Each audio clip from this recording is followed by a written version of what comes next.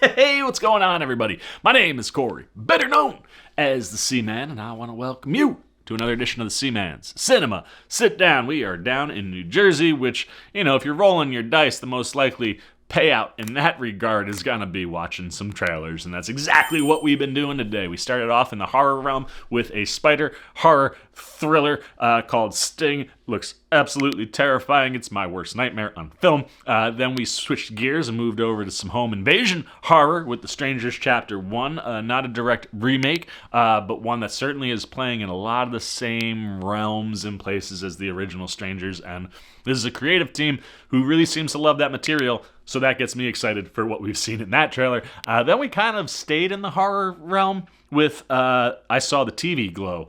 That seems to be a movie that's doing a bunch of things. It looks like there's some real good drama in there, but there also looks to be some of that psychedelic horror. I don't know. It's a collection of things. It's coming from A24. I'm psyched. And then we just took a look at the Boy Kills World trailer. The title, I was like, this seems like it kind of fit in with what we're watching. It doesn't. It's an insane action movie coming to us from two horror producers, in Raimi and Lee. But Bill Skarsgård not stepping into the world of horror. He's stepping into the world of hardcore, crazy, ludicrous action. And this action movie seems to have a little bit of comedy working with it. Skarsgård's character is mute and deaf, and his internal voice is H. John Benjamin. I think that's all you need to know. If you want to see my reaction to that one, you can see it right up there. But now we shift our gears to a place that has nothing to do with any of those realms. We're going animated. We're going classic. We're going, hopefully, really funny. This is a property I grew up watching. Very, very specific things for me when it comes to this property, specifically in the voice category and the actor here. I'm a fan of Chris Pratt, but we'll see how he does with this feline friend of ours. What are we talking about? Why don't you pull up a chair, take a seat. We are getting ready to take a look at the new trailer for the Garfield movie. And I'm having trouble remembering if I watched the Garfield movie trailer that was first released. I think this is my first look at Garfield.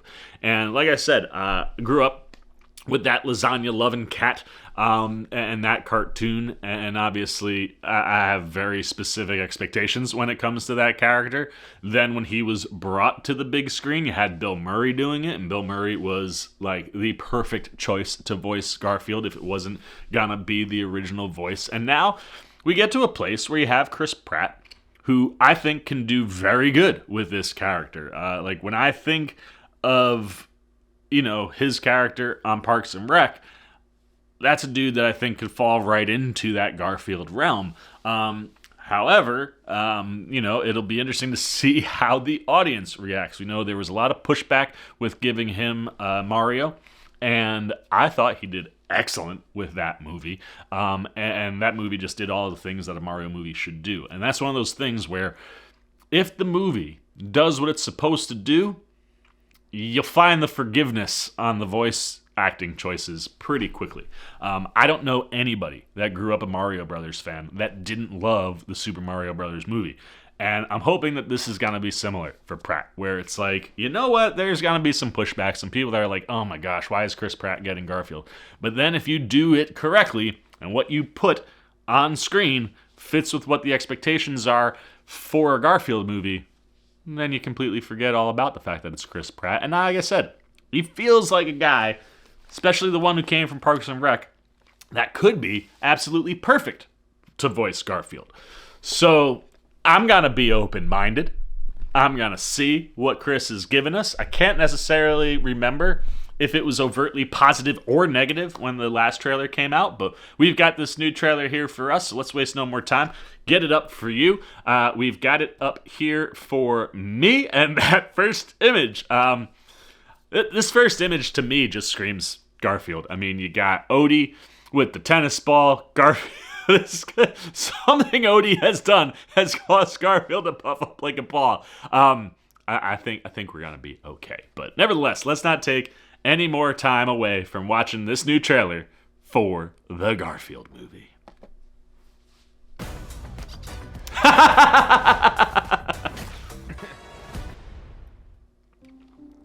Aww.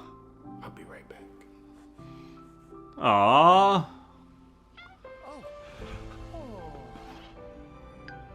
You hungry, little guy?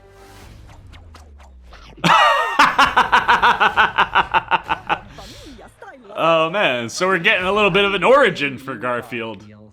Let's get it. 100 years. Come on, Sony. Good morning. He's lazy. He's sarcastic. We're gonna need the big scale. Does she need to announce it to the whole office? He loves food. Bury me in cheese. Life here is pretty near perfect. Little did I know, it was all about to collapse. Oh. Cody, I'm dreaming again. Slap me across the face. I think this is a case of mistaken identity. You must be looking for another gorgeous, lovable kitty cat. Big bag hunter with the... Come on, Junior. You. This is Vic, my father. Okay. Listen, I need your help. I haven't seen you for years, and when I do, you're on the run from a deranged cat. Hey, I know tough, Vic. You've obviously never been in an Olive Garden that's run out of breadsticks. Follow my lead. Oh, cheddar. Probably one of my top 26 favorite cheeses. May 24th. Your call is very important. There are 1,046 people ahead of you. Oh my god. We have to go save my dad. Samuel Jackson, Hannah Waddingham, and Snoop Dogg. As a cat. That's hysterical. If I don't make it back, tell my story. Part of me wants to help him. No, this is how he learns. The Garfield movie. No, please, no. You saw nothing. it wasn't Hody that got Garfield all fluffy. It was John. That's really funny. Look, I don't know how I feel about Pratt's choice for voice on this one. It does feel a little bit more Pratt and a little less Garfield. Specifically when you think about what Bill Murray did with the voice, but Bill Murray already's, like, his inflections and tones were already very similar to Garfield, so, like, it lined up really well. I don't know if the voice is quite there. Diehard Garfield fans, I think you'll be like, you want something a little bit more dopey, which is funny because I think Pratt is really good in that realm. So I don't know. Like I said, it's not quite there for me. However, that being said, the stuff we're getting on screen feels very Garfield. And I like the idea of, kind of giving us a little bit of an origin and, like, for John and Garfield, how they come together, finding out that, like, Garfield's dad disappeared. Obviously, I'm sure that has something to do with this cat story, and the idea of Garfield both reconciling with his dad and then trying to save his dad. I think it looks like a fun animated adventure for Memorial Day weekend. And at the end of the day, while adults will certainly be a part of the demographic for this movie, kids who grew up with Garfield that are adults, like myself, probably going to show up. But this is definitely going to be a movie that is geared toward a younger audience that doesn't necessarily know anything about Garfield. And this is one of those things where this could really work for a younger audience. And if the jokes are there and what's happening on screen is there and the younger audience that this is geared towards is digging this movie, then I think you could see a lot of success for the Garfield movie. That being said, this feels like something that Sony could very easily go, here's a movie, the movie does well, boom, here's a television series. Sony doesn't have a direct streaming partner, I don't think. I feel like a bunch of their stuff ends up on Netflix eventually, but Netflix ends up with everything eventually. But it does feel like it's one of those spots where you could very easily transition this into an animated show for young kids. Similar to like what we're getting with the Ninja Turtles, right? You get a movie to kind of kick everything off. Now we're going to get a couple seasons of television, and we're going to get a second movie. This feels like you could land in that realm, except for the fact that you have Pratt helming the voice. Pratt could very easily do the voice for an animated show that's going somewhere for sure. But I think if it wasn't Pratt, you might have more flexibility to do something like that. My guess would be if this is successful, we're just going to get another movie. But the hijinks, the hilarity, the classic Garfield stuff is all here. I love going back to all animated with Garfield outside of some TikToks that he's watching on TV. But like I like the idea of living back in a realm of all animation and kind of doing this big adventure for Garfield. You know, Garfield is a cat that chills at home. He's fat for a reason, you know. He chills, he doesn't exercise, he eats lots of food. So the idea of taking him out of that and giving him a good reason to leave the house and kind of playing with a stray like his dad and a domesticated version of himself, I think can be a lot of fun and again hit a lot of the things that you can hit with Garfield and Odie when they're out on adventures. And then this voice cast is just absolutely stacked. I mean, Chris Pratt, Sam L. Jackson, Hannah Waddingham, Ving Rhames, Nicholas Hoult. Like, there are more names on here than I even saw the first time. And Snoop Dogg, as a cat, is just absolutely hysterical.